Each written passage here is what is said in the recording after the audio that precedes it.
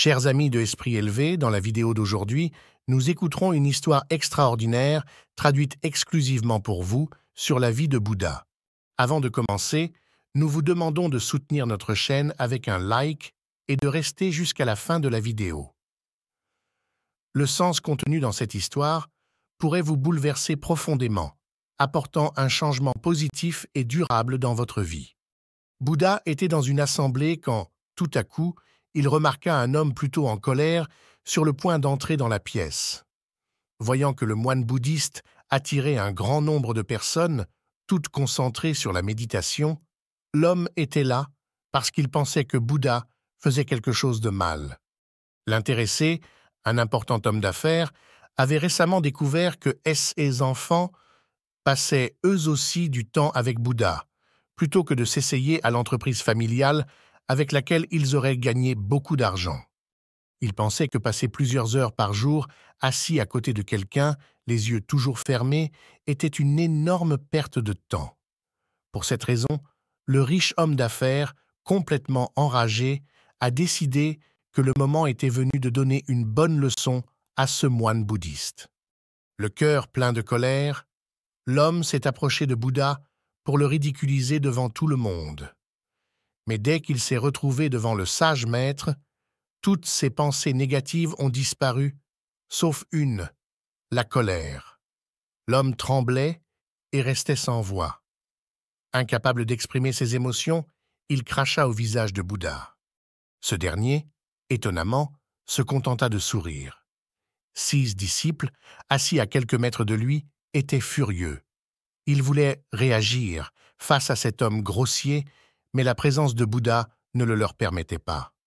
Les étudiants ne pouvaient pas croire que quelqu'un puisse se comporter de cette manière envers le maître éclairé. Cependant, ils ne pouvaient rien dire ni faire. En revanche, l'homme pensait qu'il ne pouvait plus rester à cet endroit après s'être si mal comporté, même si son action n'avait suscité aucune réaction de la part des personnes présentes. Un silence de mort régnait dans la pièce. Après quelques minutes, l'homme d'affaires est parti. Bouddha, toujours là, continuait de sourire. De retour chez lui, l'homme ne put effacer de son esprit l'image du Bouddha souriant.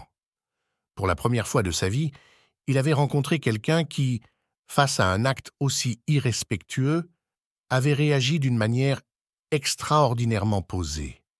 Cette même nuit, l'homme n'a pas pu dormir. C'était comme si son corps subissait une sorte de transformation. Il tremblait et bougeait constamment sous les couvertures. Il avait l'impression que son monde s'était effondré.